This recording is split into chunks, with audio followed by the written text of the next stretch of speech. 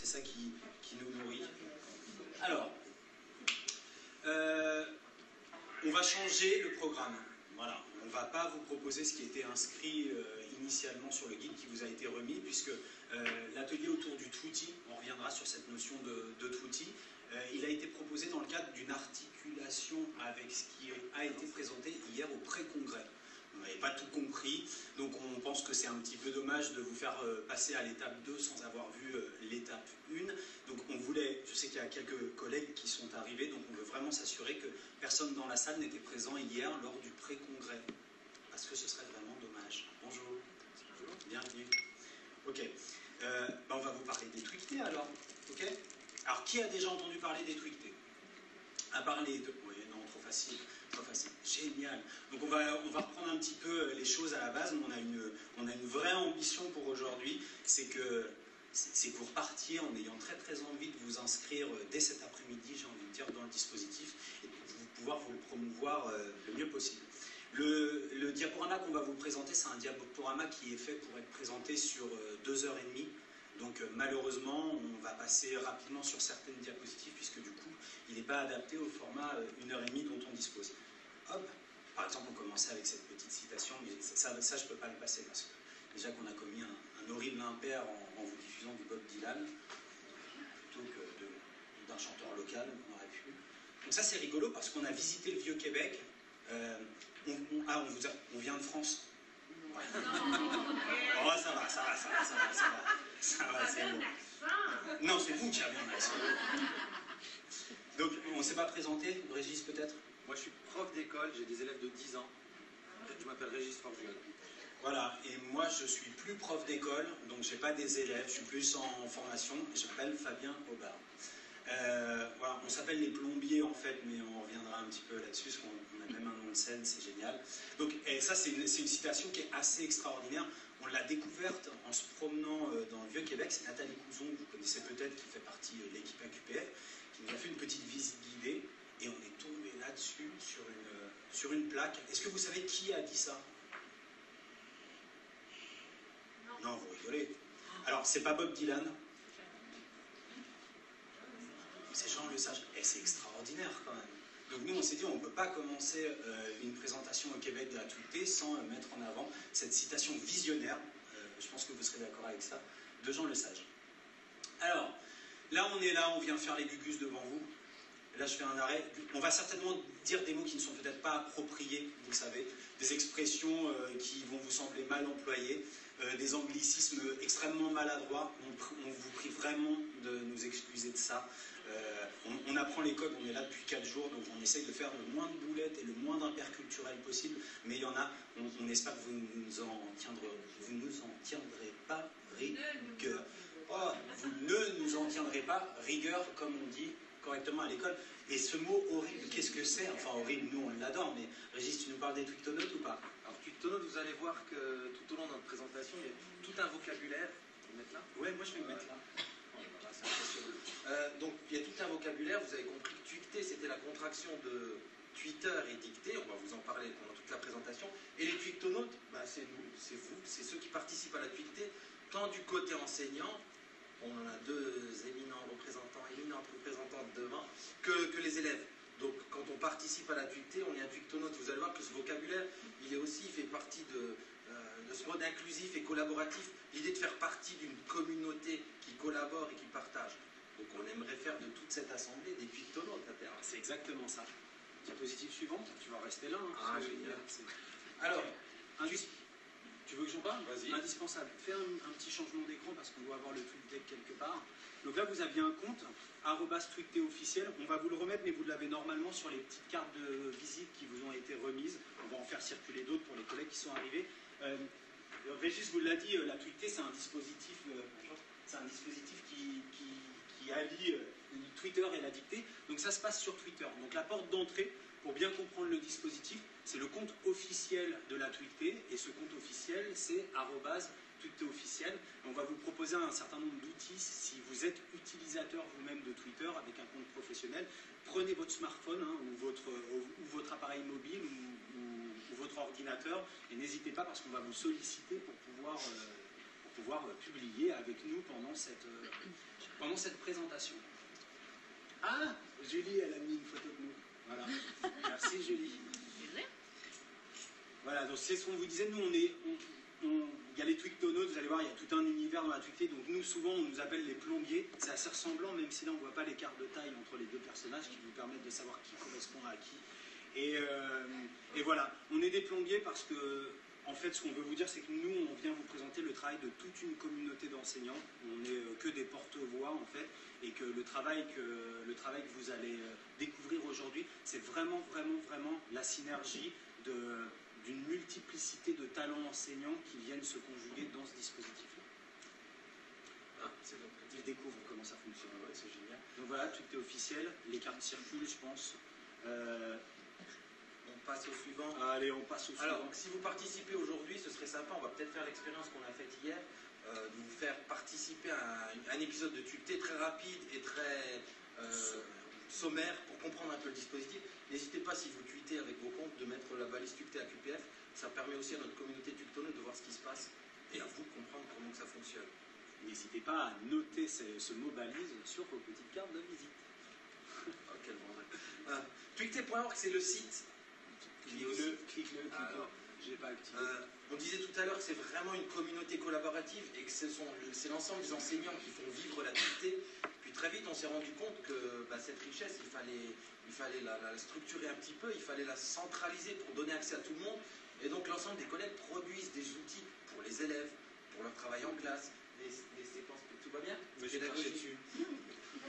Et donc on a monté un site sur WordPress tout simplement pour à la fois centraliser ces ressources, pour donner accès à toute la communauté Twictonaute, mais ça permet aussi, par exemple, en classe en ce moment, je suis un enseignant, je participe à la Twicté, ou je suis un curieux, je veux savoir comment que ça se passe en ce moment, je vais dans l'onglet en classe en ce moment, et vous voyez que là en ce moment, on est dans la Twicté 11, donc en cliquant sur Twicté 11, on va arriver, et on vous en parlera tout à l'heure, au texte qui va être tweeté, au calendrier, parce que c'est ritualisé, qu'il y a un calendrier respecté, comme on est 230, 240 classes, donc il faut harmoniser tout ça, et bien tout ça on le retrouve sur le site, donc vraiment en équilibre avec le compte Twitter qui fait circuler les messages des élèves, et là plutôt pour les enseignants pour retrouver et partager leurs ressources. Alors juste puisque tu es là Régis, et qu'hier on se posait la question, là direct, on imagine qu'on aura fait mouche avec cette animation, si je veux m'inscrire à la Twicté, montre tout de suite où est-ce qu'on peut retrouver le document d'inscription. Participer, comment participer à Twicté, bing, là vous avez un petit discours, je n'osais pas dire speech parce que voilà, non. Et vous trouvez donc le document d'inscription, c'est par là que tout commence.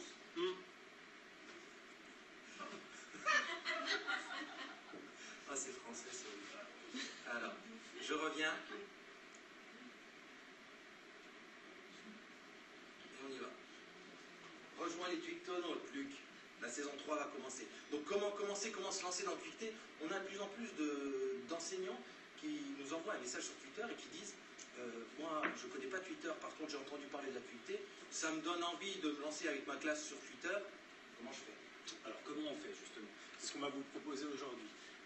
Le mieux pour que vous compreniez déjà exactement comment fonctionne le dispositif, c'est que vous puissiez, si vous le voulez bien, visionner ce petit film promotionnel. C'est assez horrible comme formule.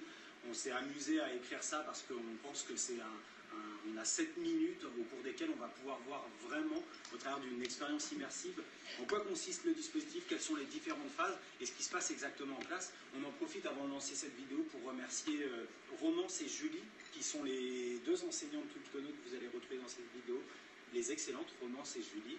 Et puis, si vous avez des questions pour Julie, elle pourra y répondre après, puisqu'elle n'est pas loin. Alors, tu sais comment ça marche?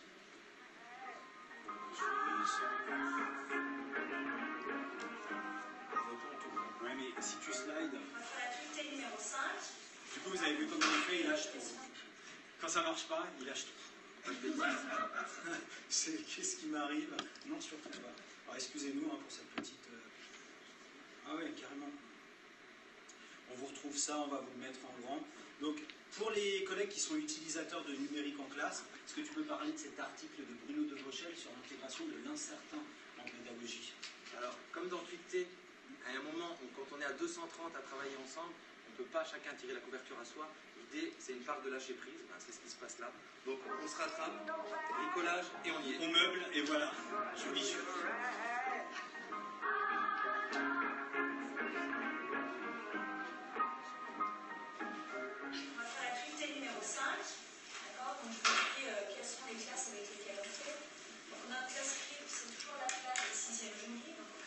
Ces élèves de Savoie s'apprêtent à vivre un voyage orthographique en 140 caractères. Direction Tweeté.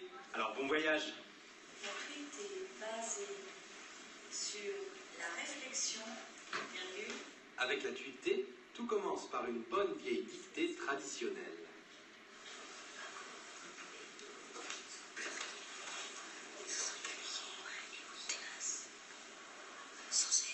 Dans un second temps d'orthographe négociée, ou plutôt raisonnée, les élèves se mettent d'accord sur un texte de consensus, la tweetée de groupe. Donc, engagé.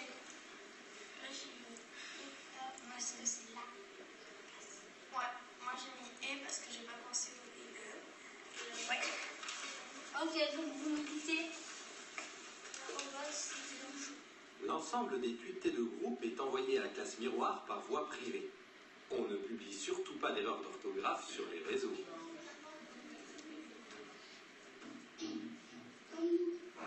Donc ce matin, on va corriger les tweetés de la classe scribe.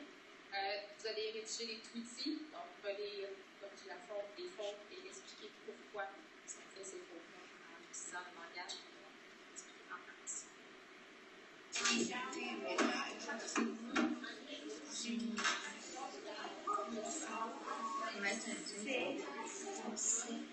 C'est un X? Oui, c'est un X. Ok, ouais, j'avais pas vu ça. En 13, ça prend pas de E. Fait qu'on a 1, 2, 3, 4, 5, 6, 7, 8, 9, 10, 10 à faire. Soit le mot outil, si on a la place ou pas, mais souvent on n'a pas la place. Le mot correctement orthographié, ça veut dire qu'il ne doit pas y avoir d'erreur. Un tweetie, c'est une petite leçon orthographique en 140 caractères. Son format, sa syntaxe et ses balises contraignantes invitent les élèves à un maximum de rigueur orthographique. Ça va être le son, là, vous mettez correctement et vous justifiez. D'accord? Donc vous réfléchissez bien à la façon dont vous formulez le mot. Là, c'est écrit sans S. Car chaque. Parce que c'est chaque. C'est encore chaque.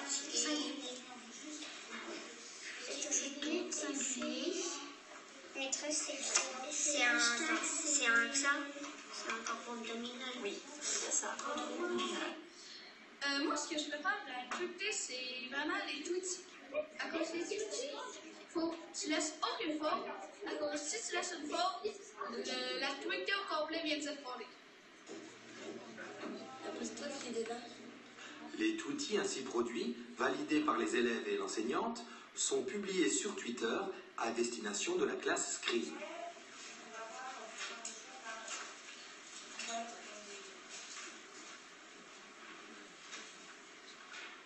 Une fois les tweeties reçus, les élèves corrigent leur dictée de groupe et leur dictée individuelle.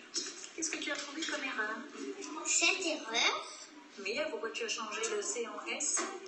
parce que c'est le verbe s'être engagé, c'est avec un S, et la faute sur uni, Oui. Parce que le sujet c'est ce qui. D'accord.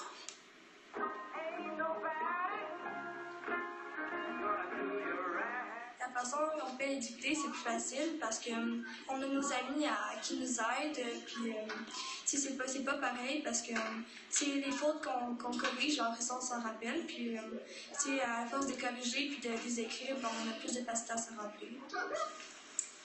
La tweetée permet à la fois de pratiquer la dictée négociée, d'apprendre à travailler en groupe pour justifier l'orthographe, la conjugaison, et à la fois il y a une dimension de partage avec d'autres classes via Twitter qui est très motivante pour les enfants et à la fois elle les rassure parce qu'ils voient que les autres classes font aussi des erreurs.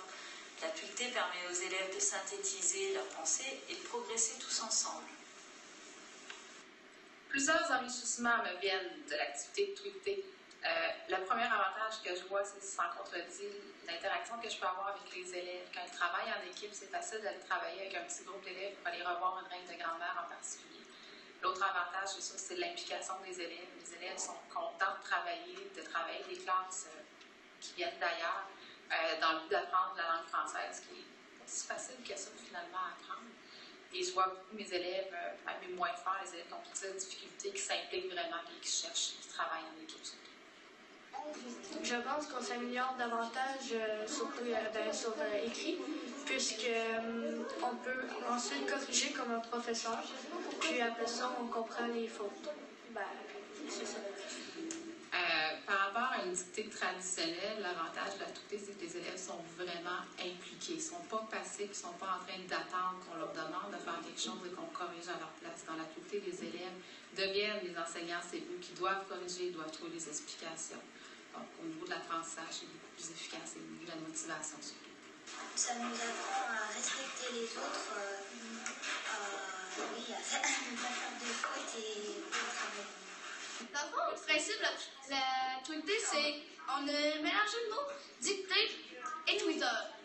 Puis là, ces deux, là ensemble, ça fait la TUCT. Puis c'est tout, on partage tout sur Twitter. On fait la dictée avec la technologie. C'est ça qui est magique. Yeah. Cet élève a fait beaucoup pour la TUCT. on peut vous dire qu'il nous a beaucoup aidé. On le remercie. Son prénom, qu'est-ce que c'est? Et j'aime bien. Ah, bah, on va le retrouver. Oui, Appelons-le Kevin. Non, pas Kevin. Alors, je sais que c'est pas facile comme exercice, mais est-ce que tout de suite, à chaud, là, vous auriez une question? J'ai bien vu le film, et pourtant, il y a vraiment un truc que j'ai du mal à comprendre. Génial. Moi, c'est sûr que nous, on est au deuxième cycle. Est-ce que c'est adaptable, par exemple, en cinquième secondaire? Tu veux répondre ou je réponds? 5e secondaire. Alors, 5e secondaire, laissez-moi, je sais. 14 ans? 16 ans, d'accord. Donc, est-ce que c'est adaptable, Régis? Alors nous, dans le système français, on a des TUCT d'élèves de 6 ans jusqu'à fin de ce qu'on appelle chez nous le collège, c'est Un an en plus parce qu'on a des lycées on a professionnels. des lycées professionnels. Jusqu'à 18 ans. Voilà. Il y a vraiment des équipes adaptées à chaque niveau. Après, chaque groupe d'enseignants, dans chaque équipe, adapte le contenu de la TUCT aux besoins orthographiques des élèves qu'ils accueillent en classe. Donc on va vraiment vers plus de complexification des contenus, de la syntaxe, enfin, des contenus morphosyntaxiques, du lexique. Donc bien sûr, il est complètement adaptable. Et puis on vous reparlera, j'espère, d'une initiative cette année qui s'appelle la TUCT CP. Le CP qui est le cours préparatoire en France qui correspond à votre première année d'élémentaire, c'est ça? Les apprentis scripteurs, hein, ceux qui découvrent l'écriture et la lecture. Donc il y a vraiment des possibilités d'adapter le dispositif. Donc on a, je crois, une dizaine ou une douzaine d'enseignants dans l'équipe qui s'appelle la team, je suis désolé, la team C4, le cycle 4 correspondant aux élèves entre 13 ans et 16-17 ans en France. Voilà. Au secours. Attends, une autre question peut-être? Génial. Moi, je me pose la question de l'adaptation de grammaire, parce que nous, on est beaucoup dans la grammaire nouvelle. Je pense que plus avec une terminologie qui est traditionnelle. Est-ce que ça peut pas. Parce que si je justifie une erreur en disant, par exemple, fais attention à telle terminologie, puis les élèves qui vont comprendre. Parce que moi, j'ai fait un stage en Belgique, puis il n'y avait pas de gros prépositionnel là-dedans. C'est quand même différent. Mais on va appeler ça, mettons, groupe nominal ou prépositionnel. Quand même. Oui. Alors, la question pour les collègues qui seraient au fond de la salle, c'est la mise en cohérence entre la grammaire nouvelle, c'est ça, et le métalangage qu'on utilise en France. Judy, tu peux peut-être donner des éléments. On s'est fait piéger avec cette question hier, parce qu'on n'a jamais eu de retour de la part des collègues québécois sur cet écart qui peut exister. Ah non, je vais parler d'ici. Ouais. Moi, je le vis dans ma classe en 6e année. Moi, je le vois juste comme une occasion d'élargir la culture, parce que moi, c'est pas la même terminologie, mais on parle de la même chose quand même. Donc, nous, on dit groupe du nom, eux disent groupe nominal. On parle la même chose. Donc, un coup que tu mets ça en place avec tes élèves, ben, ça va tout seul. On ouvre la culture générale. Typiquement, elle parle on verra tout à l'heure sur la typologie, quand on a une balise accord GN, chez nous, c'est groupe nominal, chez vous, groupe du nom. Ouais, c'est là, ça fait en général, ça match assez bien, ça colle assez bien. Bon, oui, définitivement. Mais c'est intéressant ce que tu dis, Julie. On va digresser, c'est horrible parce qu'on a très peu de temps pour cet atelier, mais je pense que c'est important. Et je trouve que le fait justement d'embarquer les élèves dans cette espèce de voyage métalinguistique et de dire voilà, ce métalangage, on le dit comme ça au Québec, et nous on le dit comme ça, c'est vraiment une brique supplémentaire qu'on va apporter à cette dimension d'acquisition du méta, et de se dire ah oui, je me souviens, nous on dit accord groupe nominal, au Québec on va pouvoir dire accord groupe du nom, allez, on est fou, en classe on peut dire l'un et l'autre par exemple, puisque la francophonie utilise une autre terminologie. Et c'est rigolo parce que suite à cette question, les personnes qui ont visionné le périscope hier de l'intervention, on a eu les collègues belges qui se sont manifestés en disant ah, nous aussi on utilise la même terminologie qu'au Québec. Donc je trouve ça très intéressant que nous en plus, bon vous connaissez les complexes des Français, on puisse se décentrer aussi de ce qu'on est et de se dire allons voir du côté de la francophonie ce qui se passe parce que c'est extrêmement intéressant, ça nourrit et on est dans un côté, j'aime bien racontage d'histoire parce que si je dis storytelling ça ne marchera pas et tout ça, ça crée de l'apprentissage, ça crée de l'émotion avec les élèves, donc ça ne peut, je suis content Julie que tu aies apporté cette réponse d'experte là, moi je ne l'ai pas, mais ça vient renforcer l'idée qu'on pouvait avoir. Questionner sur la durée de l'activité parce que là je les vois écrire. Donc, une dictée normale, ça prend quand même un certain temps. Ensuite, le temps de taper, d'employer la réaction, c'est tout ça, ça dure combien de temps? Typiquement, une dictée se fait en 4 phases, je réponds tout de suite. Ouais. Là, on a raccourci, donc c'est peut-être un peu plus difficile à comprendre. La première phase, à partir du moment où les élèves sont en action, on va dire, ils écrivent individuellement sur feuille une dictée, la bonne vieille dictée traditionnelle, hein, sauf que c'est en format court. Cette dictée individuelle, ils se mettent en groupe pour négocier, pour voir les points forts de chacun et proposer une dictée de groupe négociée, donc avec moins d'erreurs. D'accord. Cette dictée de groupe, il y en a 8 par classe. On a choisi de faire des 8 dictées de groupe. Cette dictée-là, elle va voyager vers une autre classe qui va devoir la corriger. D'accord. En retour, ils vont recevoir les fameux outils dont on va vous parler. On va vraiment se prendre un temps parce que c'était l'objectif aujourd'hui. Une fois qu'ils ont les outils, ils vont corriger leur dictée. D'accord. On a donc là la troisième phase, ils corrigent leur dictée à l'aide de cet outil. Et on arrive à la dernière phase, qui serait la dictée transfert. On va voir les acquisitions qui ont été prises entre le départ, la dictée individuelle et la dictée transfert. Pardon. Et grosso modo, c'est sur 10 jours à 2 semaines. Un tour de dictée. Avec une semaine de régulation qui est dédiée aux collègues qui auraient été absents, qui seraient partis en classe en voyage avec leur classe, qui auraient eu à boucler des projets. Donc on utilise cette troisième semaine qui est une semaine de régulation et qui permet aussi, on va y venir très vite, aux enseignants de préparer la dictée suivante. Donc on imagine des blocs de 3 semaines avec vraiment 2 semaines d'activité pour les élèves sur des séances qui sont à aménager par vous, hein, il n'y a aucune contrainte, on peut faire d'abord une dictée individuelle puis faire la phase de négociation ou les faire dans une même séance. Bon, grosso modo on peut partir sur, j'ai envie de dire, mais c'est vraiment grosso modo sur 4 séances de 40 à 45 minutes. Voilà. Et ce qui est important aussi, je le dis tout de suite, j'ai très peur de l'oublier, la dictée, elle ne supplante pas les autres dispositifs d'apprentissage de l'orthographe, bien sûr. Elle s'inscrit dans un écosystème d'enseignement de l'orthographe avec vos séances de maîtrise de la langue, les dictées longues traditionnelles, les phases de correction sur des productions d'écrits. Voilà, parce que parfois on a pu à un moment venir nous questionner sur...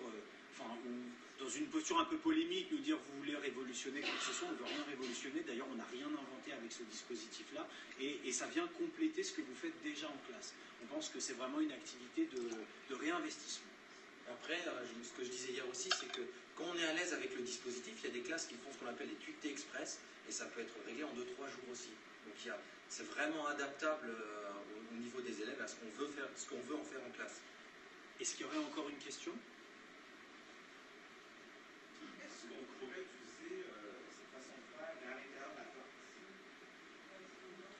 Dans une classe, j'ai 34 élèves, j'ai classe en équipe de 2, donc en de 4, 2 écrits, 2 contextes, envoie aux 2 autres, donc ça se fait un petit peu plus, sans nécessairement qu'on envoie le fruit. C'est intéressant de faire sur l'ouverture sur la langue. Dans ta question, il y a la réponse. Moi, j'aimerais te retrouver sur ce point-là où on a imaginé à un moment un dispositif où plus aucun serveur mondial ne fonctionne et comment est-ce qu'on va s'appuyer sur les éléments didactiques de la TweetD pour continuer à utiliser le dispositif. Alors on imagine, on fait participer 3 classes, nous on avait imaginé ça à l'échelle d'une école, avec un panneau en liège sous le préau, je ne sais pas si on dit préau en québécois, voilà un endroit commun, on va dire une partie commune, et puis on donne à chaque élève un post-it, un petit post-it si possible, sur lequel il ne pourrait pas écrire beaucoup de mots, et sur le tableau d'affichage, on fait de la mise en correspondance. Donc après, tu peux imaginer tout ce que tu veux, bien sûr. Ce que j'ai envie de répondre, et puis c'est ce que tu étais en train de faire d'ailleurs. Donc pourquoi pas. Mais tu l'as pointé aussi, c'est vrai que la dimension du voyage orthographique, et on reviendra plus tard sur cette formule du réseau social qui donne sa raison sociale à l'orthographe, elle est importante et c'est un vecteur d'engagement pour les élèves. Pourquoi au secours, Régis? Au secours parce que on vous a donné le lien du site, on vous a donné le lien vers le compte Twitter, et puis on se retrouve tout le temps, c'est normal, avec des enseignants qui disent « J'ai vu la vidéo, je suis allé sur le site, j'ai vu le compte Twitter, je suis abonné, mais qu'est-ce que je fais maintenant pour participer ?» Concrètement. Très concrètement. Alors, préparer et se préparer. Préparer sa classe à entrer dans le dispositif, se préparer en tant qu'enseignant à entrer dans le dispositif. Alors, le doc inscription, c'est le premier point d'entrée. Je vous ai montré tout à l'heure comment le trouver facilement sur le site. Tu peux le cliquer peut-être, ça sera plus parlant pour les collègues.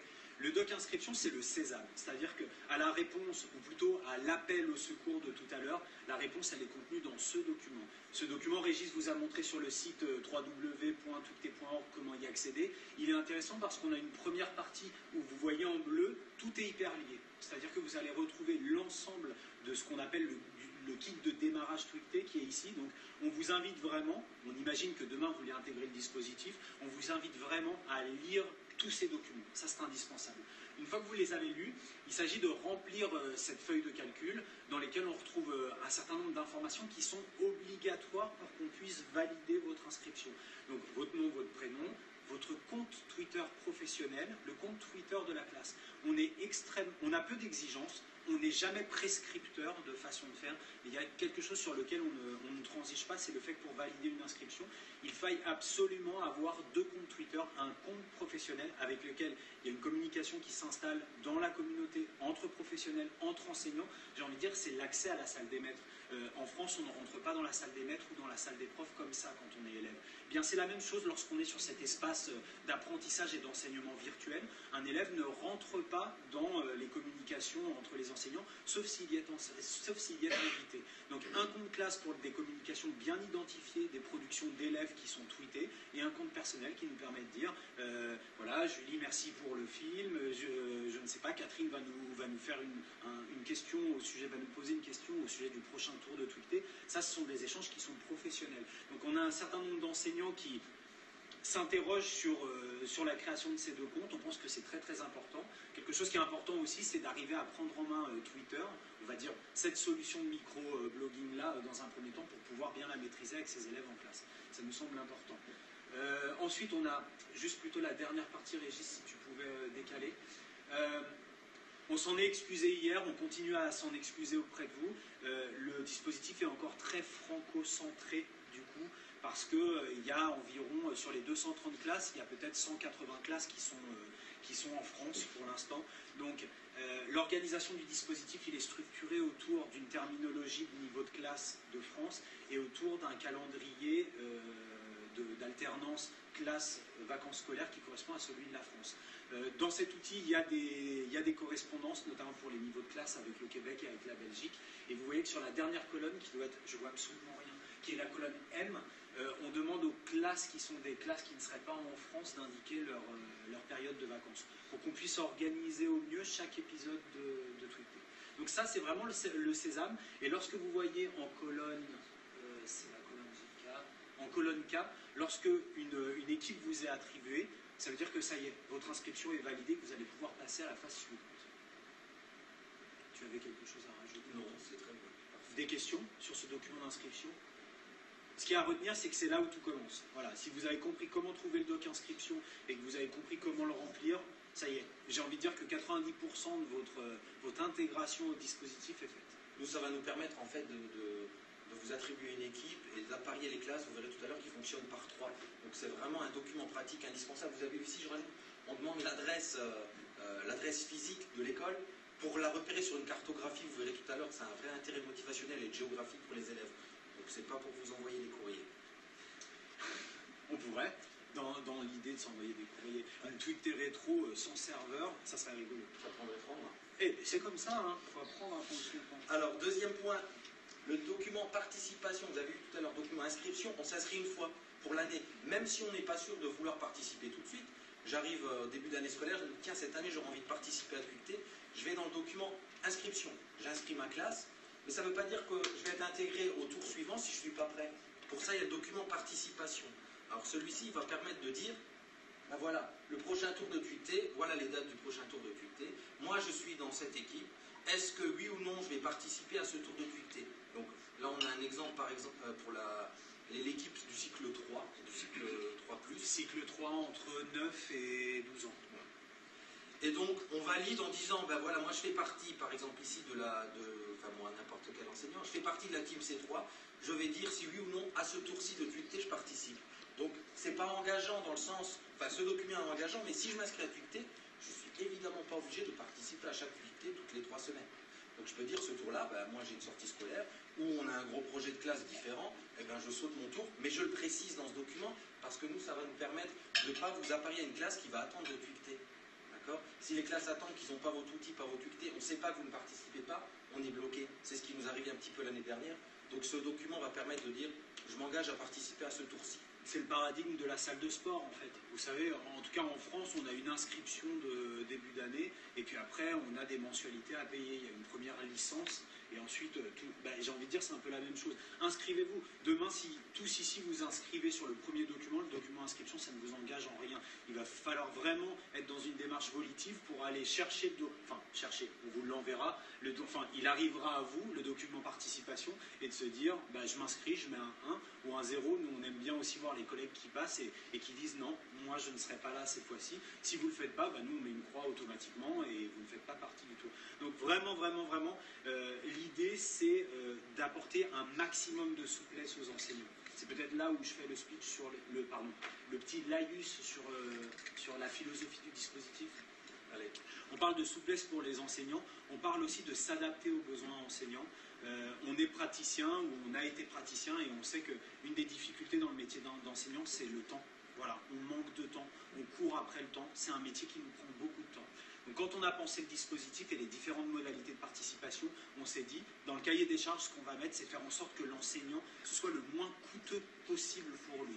Que vous n'ayez pas à vous dire à un moment, il faut que je pense à m'inscrire à la Tweeté, à me mettre devant mon ordinateur, à aller chercher le document, à m'inscrire dessus. C'est pour ça qu'on a imaginé 2 dispositifs pour que plutôt que vous alliez chercher l'information, que l'information vienne directement à vous. Tu peux peut-être parler de l'un de ces 2 dispositifs. Alors, on vous a présenté le site tout à l'heure. À chaque tour de Tweeté, si vous vous inscrivez à la newsletter via le site, on vous envoie les infos au bon moment. Les infos, c'est-à-dire le document participation là qu'on vient de voir pour cocher les infos, et éventuellement, et les liens, vous allez le voir, vers le texte de Tweeté, le calendrier, toutes les infos pratiques en fait.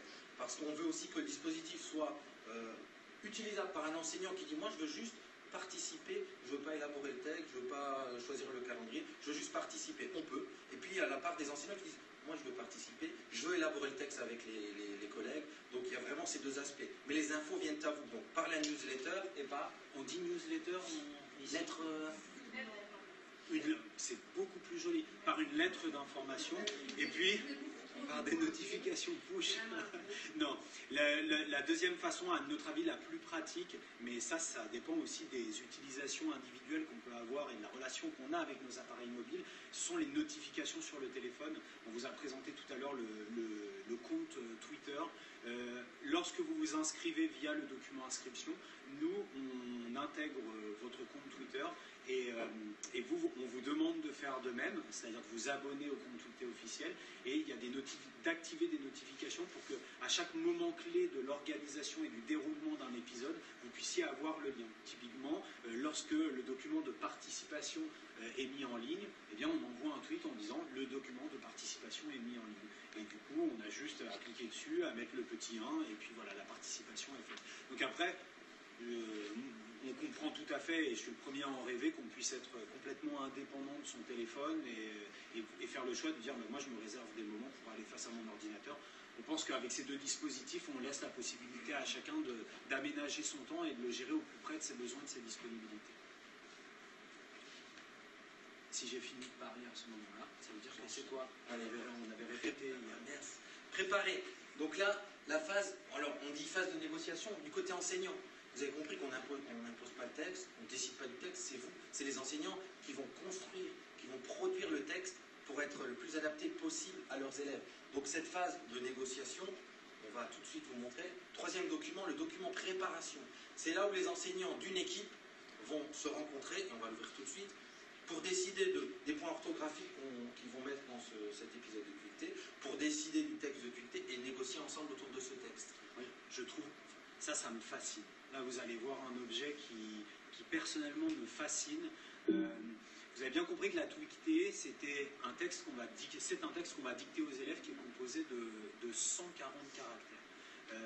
Souvent, moi je suis dans un milieu, je suis beaucoup avec les praticiens, je suis beaucoup avec les formateurs et les cadres de l'éducation nationale en France, et on déplore parfois le manque d'engagement didactique des enseignants, en sachant très bien qu'ils sont pris dans des contingences professionnelles, de gestion de classe, de choses comme ça. Quand on est face à un objet comme le document de préparation, c'est quelque chose qui, moi, me donne les poils, comme on dit en français.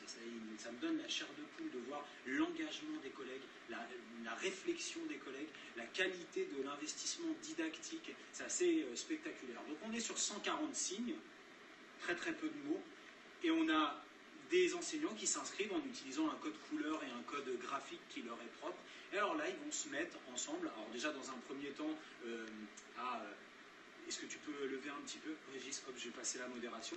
Ils vont dire le bilan de la TUICT précédente, comment ça s'est passé. Donc le cahier journal, hein, je sais que vous n'avez pas, il n'y a pas la même politique au Québec, mais nous, les inspecteurs qui viennent valider et évaluer notre travail en classe sont très à cheval sur les traces qu'on laisse de nos initiatives pédagogiques. Donc là, les enseignants spontanément vont dire voilà comment s'est passé le précédent tour de TUICT. Ça a fonctionné, ça n'a pas fonctionné, voilà comment j'analyse, pourquoi ça n'a pas fonctionné. Ensuite, il y a un espace, donc voilà, ça fait déjà tout ça. Le deuxième espace, c'est ce qu'on aimerait trouver dans cette TUICT. Typiquement, les points orthographiques, parlons très largement d'orthographe grammaticale. En ce moment, je vais travailler l'homophonie en classe, ou l'accord entre le groupe sujet et le verbe, etc., etc. Et enfin, le corps du document, qui est la troisième partie, sont les propositions. Donc là, en fonction du desiderata qu'on a eu avant des enseignants, des bilans, de la période de l'année pour coller à un contexte un petit peu, on va déterminer une phrase. Donc là, Yannick a été extrêmement courageux, c'est lui qui a commencé, il fait une proposition qui n'excède pas 140 signes. Et sans rentrer dans le détail, puisque ce document il est ouvert, vous le retrouverez via le site TUICT officiel, juste vous donner visuellement une impression, et bien pour créer une TUICT de 140 caractères, voilà ce que ça prend. Vas-y, défile. 140 signes, messieurs, dames, ça c'est de la nano-didactique ou de la nano-pédagogie. C'est-à-dire que les enseignants vont réfléchir à chaque mot, à chaque virgule. Le format est court, donc on peut penser exactement l'objet qu'on va proposer aux élèves. Ça forme le moindre mot en fonction de leurs besoins, en fonction des progressions. Progression, phénomène assez extraordinaire, progression qui s'harmonise entre les différents enseignants. C'est-à-dire que chacun arrive au début dans le dispositif avec une progression propre à sa classe, et puis on se rend compte qu'au fur et à mesure, les collègues qui sont dans le dispositif depuis longtemps ont bien compris qu'il y avait une espèce de progression globale qui existait, et les choses s'alignent. Donc effectivement, on ne peut pas avoir le texte qui correspondra exactement à ses élèves. Admettons, je travaille sur l'île au trésor de Stevenson et j'aimerais pouvoir avoir tout le vocabulaire de la piraterie. Peut-être que les 56 autres collègues vont dire, si moi je propose un texte sur les pirates à mes élèves, ils vont avoir du mal à comprendre. Donc on essaie de trouver un thème commun. Souvent c'est lié à la période. Là, il y avait quelque chose autour de... Je vous dis, on ne voit peut-être pas bien. Plutôt que chasser de cruelles sorcières et d'affreuses momies, nous traquons les erreurs des TUICT et apprenons ensemble à les corriger. Voilà, in fine, ça donne ça. On était autour de la fête d'Halloween. Je ne sais pas si on peut dire Halloween ici. Oui, on peut. J'ai une pression.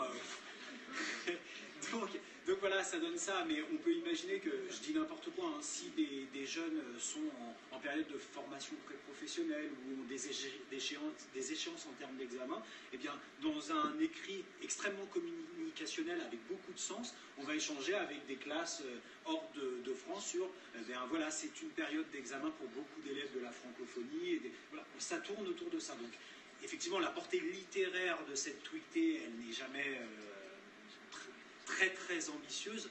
On s'attache plutôt à la forme, mais en ayant une préoccupation autour du sens. Voilà, comme on utilise un réseau social, garder cette dimension communication et pas un texte hors sol, totalement hors sol. On passe. Hop. La cartographie, on va y aller très vite. Hein. Ouais, la cartographie. On vous en a parlé tout à l'heure. Vous remplissez le document participation, ça permet d'élaborer une cartographie pour repérer les classes qui participent à un tour de tweeté. Et je le dis toujours, moi depuis le début que mes élèves participent à tweeter, le fait de visualiser, par exemple, on va travailler autour de tweeté 11 avec une classe de Québec et une classe de San Francisco, là la motivation elle joue plus que si je disais on va faire la tweetée avec le camarade de la table à côté ou de la classe à côté. Donc cet aspect motivation il est aussi fort dans tweeté. Et là rien que visuellement pour les élèves, après évidemment ça nous permet de travailler la géographie et d'autres choses, mais c'est un levier fort aussi pour les élèves. Alors tout à l'heure, la vidéo que vous avez vue avec Julie et Romance, elle a été tournée dans le cadre du REFER de l'année dernière. Si on est copain avec le REFER, c'est pas pour rien, c'est qu'on partage aussi ses valeurs, même si ça ne s'entend pas dans notre discours. Voilà, la francophonie, c'est quelque chose d'extrêmement important pour nous. Et du coup, de pouvoir avoir ce lien où il y a un appariement entre des classes de Belgique, de Suisse, des lycées français qui sont partout dans le monde, et bien sûr le Québec et le Nouveau-Brunswick, c'est des choses qui sont extrêmement importantes pour nos élèves. On a montré que la francophonie existe dans ses similitudes et dans ses différences. On pense que culturellement, c'est très important. Alors la phase de production, on a parlé tout à l'heure de la création du texte par les enseignants. Tu peux descendre, je pense. Au côté... on le fait? Bah ouais, on va le faire. Vas-y.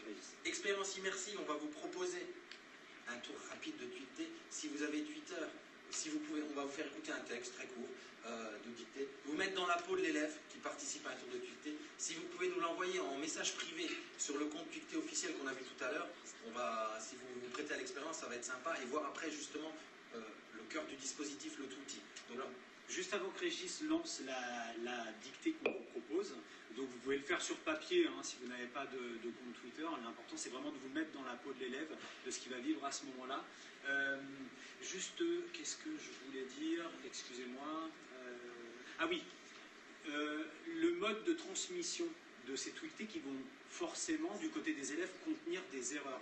On sera forcément sur un mode de transmission privé. Il n'y a jamais, ça a été dit tout à l'heure dans le film, jamais on ne publie d'erreurs d'orthographe sur les réseaux. C'est extrêmement important. Donc là, le dispositif qu'on vous propose ne correspond pas forcément à ce que les tweetonautes utilisent. On vous demande de nous envoyer un message privé sur @tweetéofficiel. Vous retrouvez le nom du compte sur vos cartes. Ça se passe autrement pour les enseignants, on y reviendra un petit peu plus tard. Donc on vous propose une dictée, en fin de compte, on vous propose de la faire, de jouer le jeu, et puis on échange autour après ça. La tweetée qu'ils se sont préparés convient à tous. Point final. Deuxième écoute. La tweetée qu'ils se sont préparés convient à tous. Point final.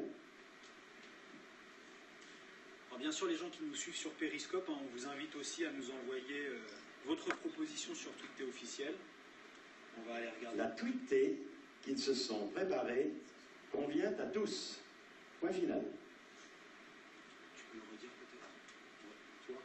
La tweetée qu'ils se sont préparés convient à tous. Point final. Point final.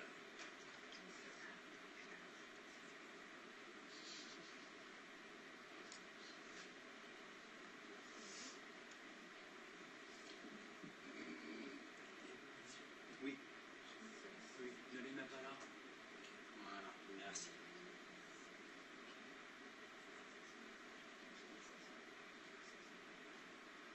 T'as l'angoisse. Tiens, tu peux regarder.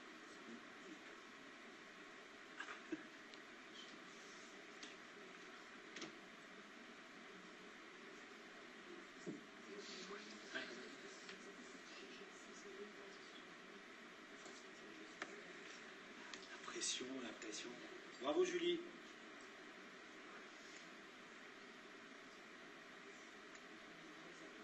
C'est drôle. Dans la peau de l'élève. Dans la peau de l'élève. Ça mérite une sanction de faire ça. C'est de l'impertinence. Ça mérite un autre. Ah, un joker.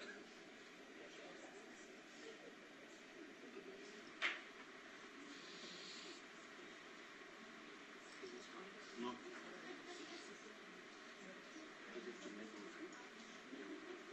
Ah oui, oui.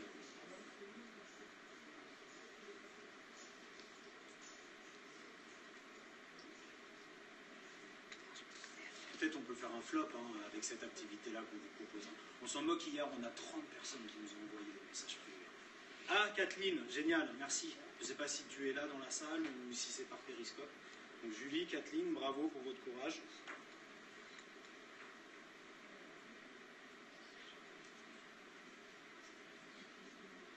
Merci Caroline.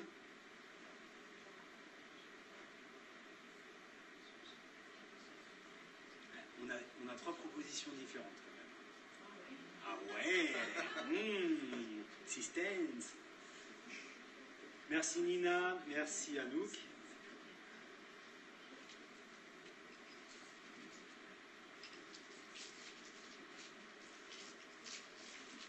Merci Amal. Ou Moultif.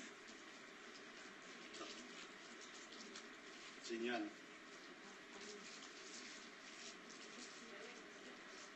On va peut-être avancer, puis on laisse au suivant la possibilité de nous l'envoyer. Alors, vas-y Régis, d'autres récoltes, mais on va peut-être passer très vite. Parce que tu veux un petit point, il nous reste 30 minutes. Pas mal. 10 minutes pour les autres récoltes. Le document récolte, c'est le document qui va permettre aux enseignants de récupérer les tuiletés. Vous avez compris qu'on récupère les tuiletés d'une classe partenaire, qu'on envoie nos tuiletés à une autre classe partenaire. Donc c'est ce doc récolte qui fait le pont entre les classes. Alors très rapidement, c'est de nouveau un document en ligne qui va permettre, voilà, tuiletés de groupe de École Shakespeare à destination de École Hugo et les fameux 8 groupes. Alors je réponds rapidement à la question qui n'a pas été posée, mais qui se pose souvent, des 8 groupes. C'était un choix pour se dire que typiquement dans une école de 25 élèves, des groupes de 3, ça fonctionne très bien, mais c'est très adaptable. Si ma classe est moins nombreuse, et que je peux faire que 4 tuiletés de groupe, je vais simplement les dupliquer pour ma classe partenaire qui puisse avoir le nombre de tuiletés correct. Donc le nombre d'élèves n'a finalement pas d'importance, il suffit de dupliquer les tuiletés. 8 groupes, c'est ce qui rentrait le mieux dans les clous, on va dire. Donc ce doc récolte, ce sont généralement pas les élèves qui vont y déposer les tuiletés, on va peut-être pas faire tout le discours là-dessus, mais quand les élèves ont tapé, je vais prendre un exemple, ils le tapent dans la classe, je sais pas, dans n'importe quel système informatique, généralement c'est l'enseignant qui fait un copier-coller dans ce document pour que les élèves ne soient pas forcément, n'aillent pas forcément voir les autres textes des autres classes. Il y a certains collègues qui font taper leurs élèves directement en ligne là-dedans, c'est un choix personnel après. Mais vraiment c'est plus un outil du maître pour aller prendre les tuiletés pour sa classe et déposer les tuiletés pour la classe partenaire. Liberté à vous. On vous laisse vraiment juge de ça, de dire, vous savez, il y a cette grande question qui n'est toujours pas résolue aujourd'hui du contact avec les erreurs. On pourrait se dire, moi je suis plutôt partisan de ne pas d'exposer le moins possible les élèves à des erreurs d'orthographe. Vous le savez, quand vous corrigez une copie qui est truffée de fautes, vous-même vous en perdez votre orthographe. Des fois à un point où on se dit, mais ça je le sais pour de vrai. Et là, on est perdu. Donc on est extrêmement précautionneux, mais il y a un contre-exemple où il y a des enseignants qui ont pu nous dire que de voir les autres phrases écrites, la négociation et le débat orthographique reprenaient de plus belle entre les élèves. Ils s'apostrophaient en classe en disant « toi, mais tu rigoles, tu l'as écrit comme ça ».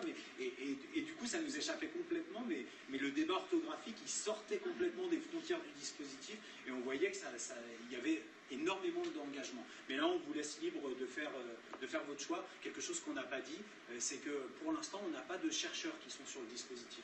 Donc, enfin, on a des apprentis chercheurs, mais on n'a pas typiquement de doctorants qui seraient penchés sur la validité didactique. On a des inspirations didactiques, mais on n'a pas de retour en termes de résultats.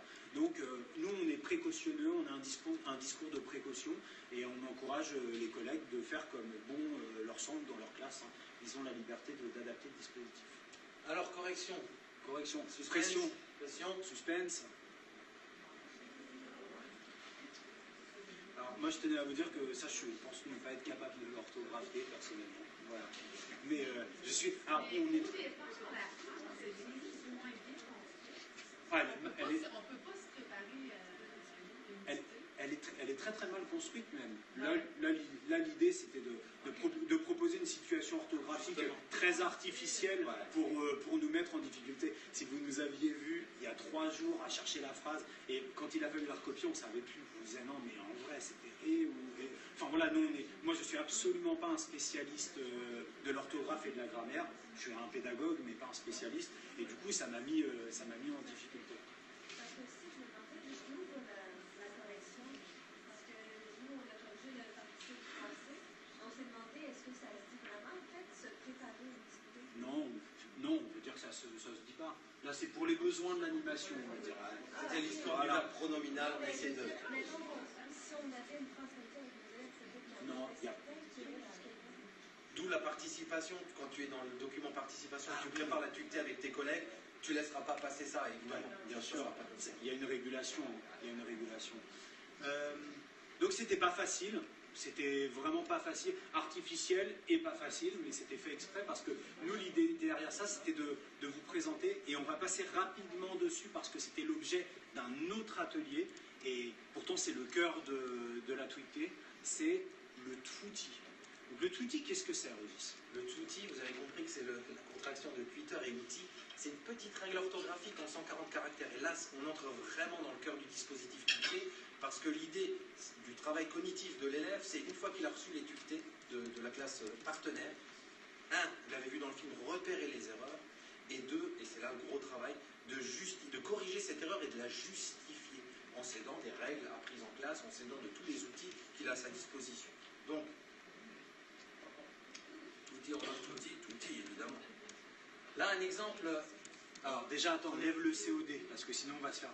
Explique le COD. Ouais. C'est ce qu'on disait tout à l'heure.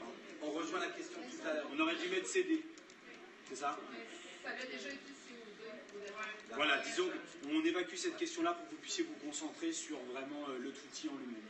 Alors, vous avez compris que comme on est sur un réseau social en 140 caractères, il y a une contrainte déjà de taille. 140 caractères. Après, il y a une vraie contrainte, pas une contrainte, un design formel autour du twouti que nous on aime appeler le twouti canonique, on vous montrera tout à l'heure. Donc vous voyez que dans la présentation, on a le mot écrit dans ça. On a pris l'exemple sur préparer, évidemment, il aurait pu y avoir d'autres erreurs dans le texte, mais donc le mot écrit en lettres capitales s'écrit, donc on dit la correction, et car ou parce que l'élève doit produire, il doit écrire une justification de cette correction. Donc car il s'accorde avec le CD ou COD, la tuctée placée avant le verbe pronominal. Donc justification et ensuite ces fameuses balises. Donc là on a une des balises traditionnelles, accord du participe passé. La balise twouti pour dire à la classe qui réceptionne ce tweet, parce qu'à partir de ce moment-là on est en public. C'est un tweet qui voyage en public puisque c'est un tweet de correction. Donc la balise twouti est celle-ci pour aujourd'hui, mais qui n'apparaît pas habituellement. Sur le design du twouti, Fabien. Sur le design du twouti, qu'est-ce que tu veux que je dise? T'as tout dit. Non, c'est volontairement contraignant. Ah oui, le design du twouti, c'est là. Oui, bien sûr, je sais ce que tu veux que je dise. C'est là où il faut bien comprendre quelque chose, c'est que une fois que l'élève est dans la tâche de production de twouti, il connaît déjà la correction. On ne peut pas cumuler la double tâche de je convoque la règle, en tout cas je la convoque parce que je la retrouve de moi-même, et je design le twouti. On est très attaché, c'est un anglicisme, je suis désolé, mais on le gardera celui-ci. Un twouti, ça se design parce qu'on va prendre plusieurs paramètres en compte, un paramètre formel et un paramètre aussi empathique, j'ai envie de dire. C'est-à-dire que comme un objet, il est designé parce qu'il a un destinataire, et parce qu'il va toucher ce destinataire, et parce qu'il va avoir vraiment une action de changement sur ce destinataire. Donc l'idée, c'est que le producteur du twouti, l'élève, il doit prendre conscience de quels sont les éléments indispensables, suffisants, qui vont permettre à l'élève qui va recevoir cette petite règle orthographique de pouvoir s'auto-corriger. Ça, c'est extrêmement important. Et en fait, on pense que c'est ce levier cognitif-là qui va permettre d'automatiser, de convoquer facilement en situation de production d'écrit la règle orthographique qui est travaillée. Le fondement de la tweeté didactique, je ne sais pas si on aura le temps d'y venir et c'est dommage, c'est de se dire, avec tweeté, ce qu'on veut travailler, c'est la capacité de réviser et de réguler ses productions orthographiques. C'est ce qu'on appelle, nous, la vigilance orthographique. On le sait bien, les élèves, ils peuvent connaître une règle, très bien. Ils peuvent faire les exercices d'application et les réussir. Et lorsqu'ils sont en production d'écrit, eh bien, tout ça, ça disparaît. L'idée, c'est que l'élève, avec les outils, tout ça s'intégrant à un écosystème de l'enseignement et de l'apprentissage de l'orthographe, il puisse, par cette automatisation, cette ritualisation qu'autorise la justification écrite du outil, se dire « j'ai demain une rédaction à faire en classe ». Vous inquiétez pas, hein, la rédaction, elle sera aussi truffée d'erreurs, qu'il fasse des outils ou pas, c'est ce qu'on pense. Mais par contre, lorsqu'on lui rend la copie avec un premier toilettage orthographique, il y a une expression qui fait beaucoup rire Monique Lachance, si on lui laisse un certain nombre d'erreurs qui correspondent à ses besoins orthographiques, il soit en mesure d'identifier des zones de fragilité orthographique et de les corriger par lui-même. C'est vraiment ça l'objectif orthographique de la tweeté, c'est de travailler la vigilance orthographique. Donc un cadre contraignant en 140 caractères, et l'effort cognitif, il est porté sur comment est-ce que j'écris, comment est-ce que je construis cet objet. La tweeté, elle a été corrigée, vous avez vu, on vous a livré la correction tout à l'heure. Elle est certainement affichée en classe, vous avez travaillé avec vos élèves lors d'une séance plénière, en commun, en grand groupe. Vous avez mis vos codes habituels, le fléchage, vous avez identifié le mot qui était le signal et qui envoyait une information au verbe, etc. etc. Ça, c'est affiché, c'est à sa disposition en classe. On veut absolument que l'effort cognitif il porte sur qu'est-ce que j'écris, qu'est-ce que je mets dedans, comment je rentre dans le cadre de 140 caractères, quel choix je fais, quelle balise j'utilise. Au début, la question, elle porte à la fois sur le nombre de caractères, hein, et quand le tweet, il ne ment jamais. Hein. Quand on arrive à 140, on ne peut pas aller plus loin. Donc il faut peut-être reprendre les éléments d'avant, vérifier qu'on a la proposition du mot bien orthographié, la justification et la bonne balise. Et peut-être qu'on enlève de ça toutes les scories qu'il peut y avoir en termes d'explication. Typiquement, dans les dictées négociées que vous connaissez qui se font à l'oral, et les tweetés viennent de là aussi, il y a énormément de pertes d'informations parce que votre élève, il lève la main et il va expliquer. Bon, c'est l'élève expert qui prend la parole. Hein. Oui, en fait, alors il y a ça parce que, voilà, on se perd vraiment. Là, on ne peut pas se perdre. C'est écrit et c'est vraiment extrêmement structuré. Donc ça, c'est quelque chose d'important qu'on a envie de vous dire parce qu'on vous a face à nous aujourd'hui, c'est on ne double pas l'effort cognitif. L'élève connaît la règle, il sait, c'est affiché devant lui. Il ne peut pas se tromper, par contre on lui demande un effort de design, c'est-à-dire un effort de construction dans cet objet didactique. Bien, correction. Oui, correction. Alors la correction peut-être, c'est la phase de retour. Vous avez compris que dans la contrainte formelle du outil, c'est aussi parce qu'on travaille tous sur le même objet, toutes les classes, et il faut que la classe réceptrice reconnaisse la forme du outil, donc c'est aussi cette contrainte-là qui va permettre, on a envoyé notre tweeté à notre classe partenaire, elle nous renvoie des outils correspondant à chaque erreur. Et dans mon groupe, grâce au outil que je vais repérer, tiens, j'ai fait cette erreur, il y a ce outil-là, je vais m'en servir pour corriger mon erreur. Mais vous avez compris que l'élève, dans la première phase, il avait produit des outils à destination d'une autre classe, sans doute sur le même type d'erreur. Il y a aussi ce côté universalisation des erreurs d'orthographe. On se rend compte que je sois francophone à Québec, dans le sud de la France, dans une classe francophone au Liban, les mêmes erreurs reviennent. Mais comme l'élève a construit son outil son premier outil sur une erreur qui n'est pas la sienne, il est décentré, c'est plus simple et c'est plus sécurisant, voilà, je cherchais le mot, de ne pas corriger mon erreur au départ, de corriger l'erreur de quelqu'un d'autre. Par contre, en retour, il reçoit des outils pour corriger son erreur. Donc cet aller-retour, qu'on a appelé hier le double effet Chris Pool, rapport à une vieille publicité française, de dire l'élève est à la fois récepteur de outils et émetteur de outils. Ça participe aussi de la ritualisation et de l'ancrage cognitif. Donc on corrige la tweeté de groupe avec les outils. Dans un deuxième temps, chaque élève corrige sa tweeté individuelle qu'il a produit au tout début de la séquence tweeté. Là, il a l'air convaincu quand il le dit, mais quand je suis allé le chercher pour qu'il fasse des tweetés avec moi, il m'envoyait des mails, il me dit mais vraiment moi je comprends pas, ton truc c'est débile. Ils produisent une première fois le outil, donc ils savent très bien quelle est la règle. Pourquoi se faire envoyer des outils qui vont porter sur le même phénomène orthographique? Mais justement, vous avez compris qu'il y a vraiment cette distanciation-là et il y a la posture cognitive de l'élève. Il est vraiment dans deux postures différentes. On le sécurise et on lui montre que les choses sont... Enfin, quand je dis cognitif, j'aurais pu dire psycho-affectif aussi. Hein. On le met dans deux positions différentes, deux positions intellectuelles différentes et deux positions différentes par rapport à son sentiment d'efficacité dans ce travail-là. Et puis, il y a aussi, disons-le, hein, un côté rituel, un côté on matraque les choses, on lui dit, on lui redit, il le voit, il le revoit. Et ça, explicite. Et ça, c'est extrêmement important. Alors, la tuilité transfert, dernière phase, entre la tuilité individuelle de départ. Alors, certains, je vais prendre mon exemple, je travaille par pourcentage de réussite. Je regarde, disons, un score. Et la tuilité transfert, à la fin, alors soit au choix de l'enseignant, là encore liberté et souplesse en classe, de refaire la même tuilité pour voir la marge de progression, ou peut-être de jouer sur un singulier qui se transforme en pluriel pour voir les transferts qui ont été faits par l'élève et voir sa marge de progression entre la tuilité individuelle au départ de l'épisode et la tuilité qu'on appelait la tuilité transfert à la fin de l'épisode. Ça permet par exemple dans les classes de produire des évaluations positives. L'idée, c'est de ne plus mettre une note qui vient sanctionner, c'est comme ça que ça se passe en France, le nombre d'erreurs, mais plutôt de se focaliser sur les balises qui viennent caractériser ces erreurs qui persistent dans la tuilité transfert et de dire à l'élève, là c'est Bruno Mallet, ah on n'a pas salué Bruno, je ne sais pas si tu nous regardes, pardon on n'a pas parlé de toi aujourd'hui, donc Bruno Mallet c'est le troisième larron là, du trio qui lui est resté en France. Bruno a produit cette affiche là au niveau d'une classe, mais je pense que vous n'aurez aucune peine à le transférer au niveau d'un élève. À l'issue de cette tuilité transfert, on continue à voir les erreurs qui persistent. Régis vous a donné peut-être le schéma pour une classe avec des élèves qui fonctionneraient bien, donc avec des élèves à qui on va proposer une tuilité légèrement différente. Moi, je suis enseignant spécialisé, je travaillais avec des élèves qui avaient de gros troubles des apprentissages. Je leur proposais la même tuilité au mot près. Et ce qui était intéressant, c'est de voir quelles étaient les erreurs qui persistaient, et donc de cibler avec chaque élève les erreurs, la catégorie d'erreurs dans lequel il pouvait continuer à tomber. Donc voilà, donc l'idée c'est Catherine Massico qui est une twictonaute aguerrie, une des premières twictonautes, une pionnière qui propose cet outil-là. On a cette espèce d'outil méta-orthographique dans lequel on va identifier avec l'élève et dire voilà ce qui te reste comme erreur. Typiquement, on peut imaginer qu'il gère bien son orthographe lexicale. La balise, c'est une vieille balise, elle n'existe plus, elle a été affinée.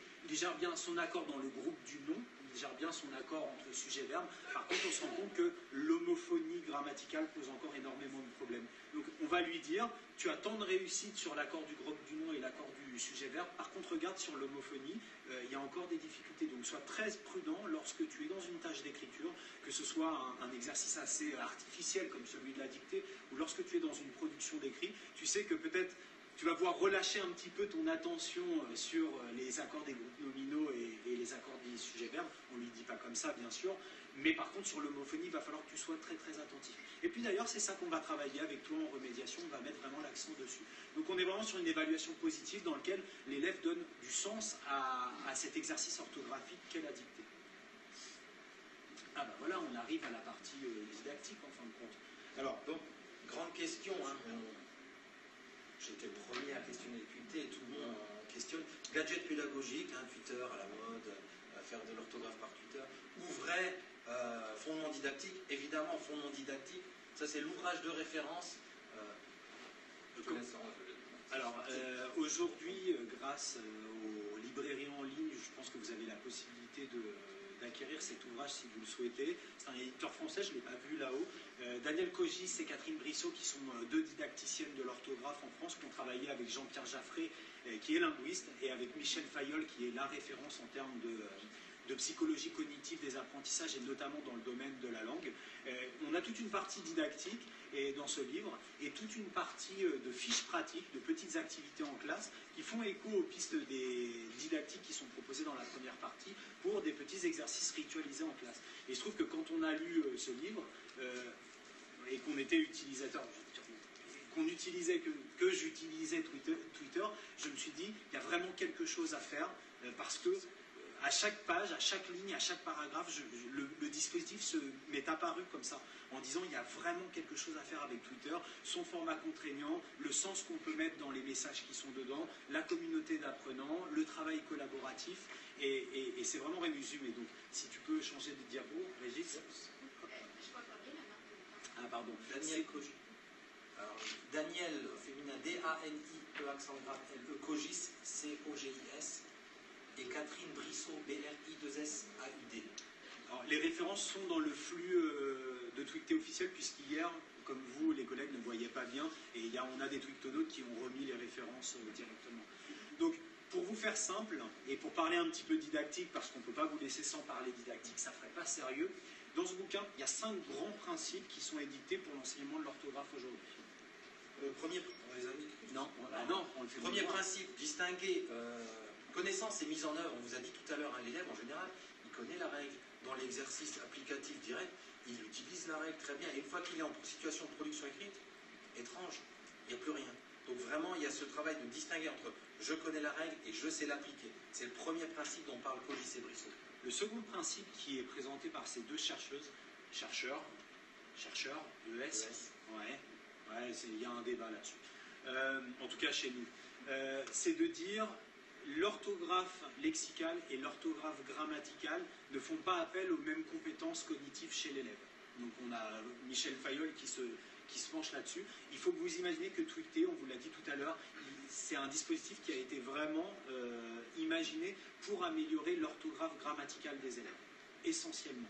Mais grâce au talent des tweetonautes et de la communauté, tout à l'heure je vous ai dit la balise ortholexicale, elle n'est plus valide parce qu'on va vers des balises qui sont beaucoup plus fines, notamment grâce aux collègues du second degré, du secondaire, qui sont allés vers des balises du type étymologie, qui sont extrêmement intéressantes pour affiner les compétences en orthographe lexicale des élèves. Et du coup, il y a un transfert qui se fait, mais on imagine ce qu'on veut, c'est que l'élève, il gère ses chaînes d'accords et que l'élève soit capable d'utiliser des stratégies idoines lorsqu'il doit choisir entre deux orthographes pour de l'homophonie grammaticale.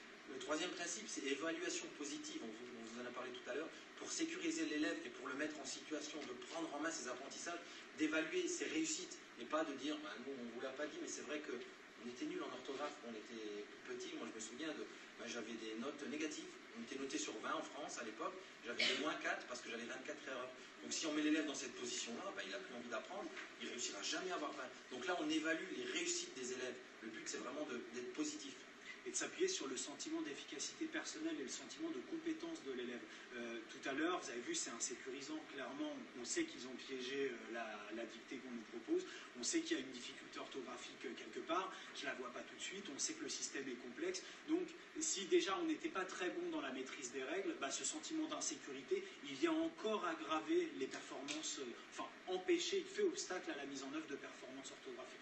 Donc, Tweeté, ça a été dans un premier temps aussi une idée de dire on sécurise l'apprenant et on l'accompagne dans la construction de compétences pour ce système qui est extrêmement complexe. Pour moi, le quatrième point, c'est avoir une progression réfléchie. On vous l'a dit tout à l'heure, évidemment, on ne travaille pas les points d'orthographe n'importe comment. On dit progression aussi chez vous, progression pédagogique, réfléchie. Planification. Voilà, une planification peut-être. Là, on a vu qu'entre tweetonautes d'une même équipe, il y a un vrai travail d'équilibre à ce niveau-là et de progression réfléchie des apprentissages fondamentaux, évidemment. Et le dernier principe qui est peut-être pas le plus important, mais celui qui préside vraiment le dispositif qu'on a eu le bonheur de vous présenter aujourd'hui, c'est celui de l'investissement intellectuel des élèves.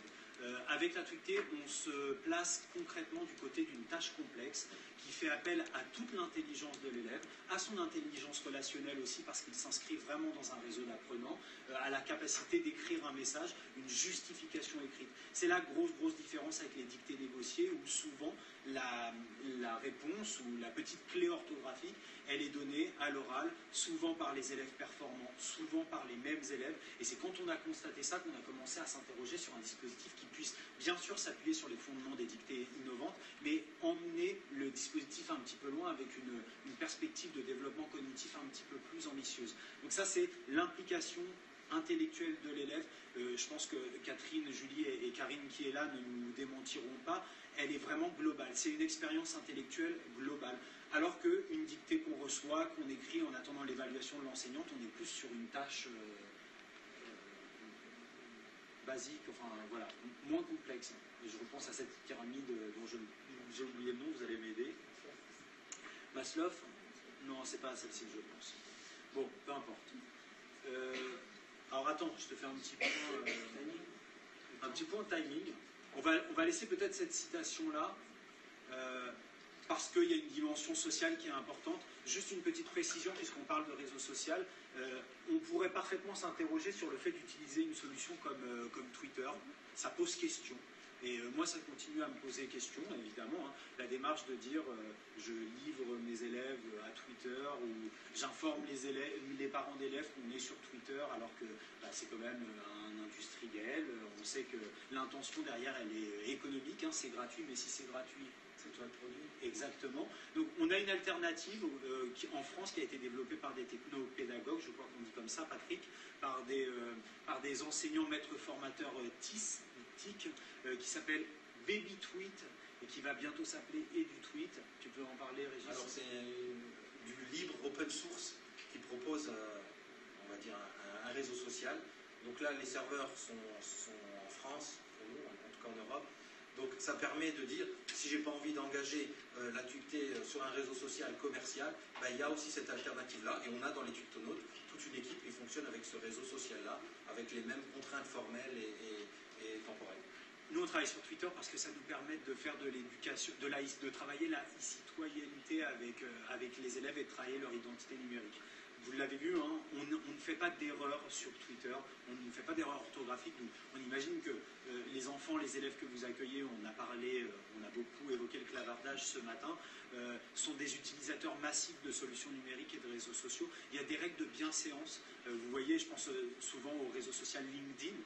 C'est un réseau social et pourtant on n'y fait pas n'importe quoi et on n'y met pas les mêmes choses que sur le Facebook de ma maman, par exemple. Donc les réseaux sociaux vont vraiment prendre, on pense, beaucoup de place dans nos vies et il y a des règles d'écriture qu'il faut savoir s'appliquer et des règles de relation à l'autre. Donc Twitter, c'est le réseau social pour de vrai et pour autant, on se respecte. Vous avez vu tout à l'heure le hashtag respect dans le film du référent. On fait attention à son orthographe et il y a toute une série de paramètres qui entrent en compte. Ça fait vraiment partie en France des programmes, je suppose ici aussi, de travailler avec les réseaux sociaux et sur l'identité numérique et toutes ces règles. On n'en parlera pas, mais il y a des chartes autour de Twitter. Enfin, il y a plein de choses qui se produisent en classe. Twitter, c'est un exemple d'utilisation de réseaux sociaux. Peut-être utiliser les 4 dernières minutes pour vous laisser la parole. Si vous avez des questions. Je sais que la version in extenso de cette animation, elle est à retrouver, c'est Patrick qui vous le dira, sur le site du de la QPF. C'est ça, elle est en ligne depuis hier, donc vous aurez vraiment la version plus étendue. Nous, on reste à votre disposition via le fil, via le compte Twitter officiel. Et si vous avez des questions tout de suite qui vous brûlent, on est là pour y répondre. Et sinon, face à l'hystérie collective,